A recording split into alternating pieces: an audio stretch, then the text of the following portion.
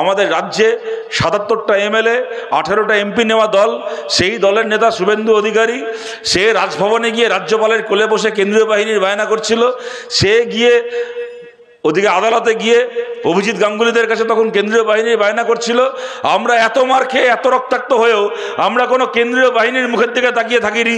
আমরা জনগণের বাহিনীর জোরে ভোট করেছি এবং মানুষকে সঙ্গে নিয়ে 10টার মধ্যে 5টা জায়গায় যেমন মার খেয়েছি, তেমন 5টা জায়গায় পাল্টা মার দিয়ে তৃণমূলের হাত থেকে পঞ্চায়েতকে আবার মুক্ত করতে পেরেছি।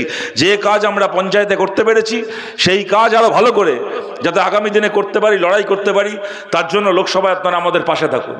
আপনারা দেখছেন গোটা রাজ্য জুড়ে, গোটা দেশ জুড়ে রাজনীতির নামে কি হচ্ছে। এই এলাকা থেকে, পূর্ব মেদিনীপুর জেলা থেকে মমতা বন্দ্যোপাধ্যায়কে মানুষ একটা সময় দুহাত ভরে দিয়েছেন, ওখান থেকে জেলা পরিষদ। বামফ্রন্ট যখন সরকারে ছিল সেই সময় এখানকার জেলা পরিষদ দিয়েছেন ওনাদেরকে মানুষ, এমএলএ, এমপি, বিভিন্ন মিউনিসিপ্যালিটি, একচেটিয়া ক্ষমতা ওরা পেয়েছে।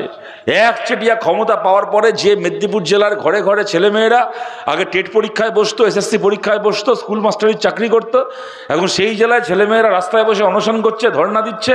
আর কতগুলো চোর চিটিংবাজ পাড়ায় পঞ্চায়েতের মেম্বার 5 বছর আগে, 6 বছর আগে যাদের কাঁধে একটা গামছা থাকতো, খালি গায়ে গামছা কাঁধে নিয়ে বসে থাকতো, দূর থেকে গামছার রং দেখে চিনতে পারতাম তৃণমূলেরই নেতা আসছে। এখন গ্রামকে গ্রাম তাদের অবস্থা হয়েছে, এখন কাঁধে আর গামছা দেখবেন না, এখন 2 কিলোমিটার দূর থেকে হেঁটে আসবে, দেখবেন গলা একটা মোটা একটা কুত্তার একটা কি বলে কুত্তার যে বকলেসের মতো সোনার চেন ঝুলছে, ওই সোনার চেন দেখলে চিনতে পারবেন তৃণমূলের নেতা আসছে। গ্রামকে গ্রাম এই চেহারা হয়েছে, পঞ্চায়েতের এই চেহারা হয়েছে, মিউনিসিপ্যালিটিগুলোর এই চেহারা হয়েছে। পয়সা খেয়ে খেয়ে এদের সম্পত্তি বাড়ছে। আপনাদেরকে বলছি এগুলোকে বন্ধ করতে হবে। শুভেন্দু অধিকারী দৌড় আপনাদের দেখা হয়ে গেছে। ইডি সিবিআই করে লাফায়।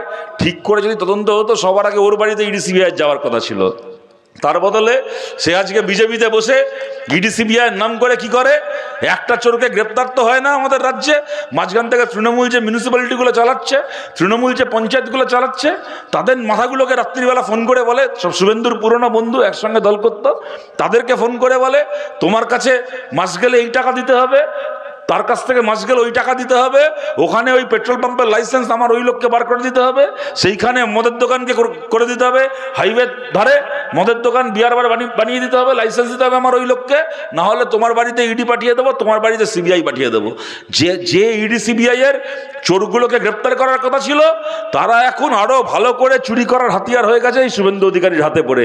আপনাদেরকে বলছি এই জিনিস বন্ধ করতে হবে। এই জিনিস দিনের পর দিন চলবে, আর ঘরে ঘরে বেকার ছেলেমেয়েরা বেকার হয়ে বসে থাকবে, কৃষক ফসলের দাম পাবে না, খেটে খাওয়া মানুষ ঘামের মজুরি পাবে না। এই জিনিস চলতে পারে না, এই জিনিসকে শেষ করতে হবে। নতুন সরকার তৈরি করার জন্য আপনারা আমাদেরকে জেতান, আপনারা সায়নকে জেতান। সায়নকে আপনারা অনেক দিন ধরে হয়তো দূর থেকে চিনেছেন, কেউ কাছ থেকে চিনেছেন। ও আদালতের ভেতরে এবং আদালতের বাইরে মাথা উঁচু করে লড়াই করেছে। আমাদের এই লড়াই কোনো ব্যক্তির সাথে ব্যক্তির লড়াই নয়। যারা অতীতে তৃণমূলকেও ভোট দিয়েছেন, আপনাদেরকেও বলছি, আপনারা কেউ আমাদের শত্রু নন। যারা বিজেপিকে ভোট দিয়েছেন তারা কেউ আমাদের শত্রু নন। অতীতে তৃণমূলকে বিজেপিকে ভোট দেওয়া মানুষের সাথে আমাদের লড়াই নয়। আমাদের লড়াই কতগুলো চোর ডাকাত যারা তৃণমূলে থেকে বিজেপিতে থেকে চুরি করে খাচ্ছে, ডাকাতি করে খাচ্ছে, ধর্মের নামে দাঙ্গা করছে, আমাদের লড়াই তাদের সঙ্গে। তৃণমূলকে ভোট দেওয়া, বিজেপিকে ভোট দেওয়া কোনো সাধারণ মানুষের সঙ্গে আমাদের লড়াই নয়। আপনাদের সবার কাছে আবেদন করছি, আপনারা ভালো করে জানেন আমাদের বিরুদ্ধে কারা আছে, তাদেরকেও আপনারা জানেন, আমাদেরকেও আপনারা জানেন। আমরা যাই হই না কেন, আমরা চোর চিটিংবাজ নই। আপনারা আমাদেরকে ভরসা করলে, বিশ্বাস করলে হয়তো দুটো কাজ করতে পারবো, হয়তো দুটো কাজ করতে পারবো না, কিন্তু আমরা আপনাদের ভরসাকে কাজে লাগিয়ে নিজের জন্য সম্পত্তি বানাবো না। সায়ন আপনাদের ভরসাকে বাজারে বিক্রি করে ওই অধিকারী পরিবারের মধ্যে কোটি কোটি টাকার মালিক হবে না, এই মেদিনীপুরের মাটির রক্ত শুষে ও কোটি টাকার মালিক হবে না। এইটুকু ভরসা আপনারা করতে পারেন। আপনাদের সবার কাছে আবেদন করছি, এই ভরসা আপনারা করুন। আমাদের দেখুন, ব্যক্তিগতভাবে অভিজিৎ গাঙ্গুলির বিরুদ্ধেও লড়াই নয়, কি তৃণমূলের যে দেবাংশু আছে ওর বিরুদ্ধেও আমাদের লড়াই নয়। অভিজিৎ গাঙ্গুলির ওপর একটা সময় বাংলার মানুষ ভরসা করেছিলেন। বাংলার কর্মপ্রার্থী ছেলেমেয়েরা, গোটা বাংলার সবচেয়ে বেশি যে জেলার ছেলেমেয়েরা টেট পরীক্ষা, এসএসসি পরীক্ষায় বসে, সেই জেলা হচ্ছে এই পূর্ব মেদিনীপুর, পশ্চিম মেদিনীপুর। শিক্ষার হারে আমাদের দেশের সবচেয়ে এগিয়ে থাকা জেলাগুলোর মধ্যে অন্যতম। ঘরে ঘরে এখান থেকে ছেলেমেয়েরা স্কুল মাস্টারির পরীক্ষায় বসে। তারা প্রতারিত হয়েছে, তাদের পিঠে ছুরি মেরেছে মমতা শুভেন্দু মিলে। তারা অভিজিৎ গাঙ্গুলিকে ভরসা করতে চেয়েছিলেন, তাদের মনে হয়েছিল অভিজিৎ গাঙ্গুলি তাদেরকে ন্যায় দেবেন। হয়তো তারা ন্যায় পাওয়া শুরুও করেছিল। কি হলো, মাঝপথে ভদ্রলোক তাদের পিঠে ছুরি মেরে নিজের রাজনৈতিক কেরিয়ারকে তৈরি করার জন্য এত বড় তঞ্চকতা করলেন, এত বড় প্রবঞ্চনা করলেন, যে ছেলে মেয়েগুলো ওনাকে ভরসা করেছিল তাদের ওপর।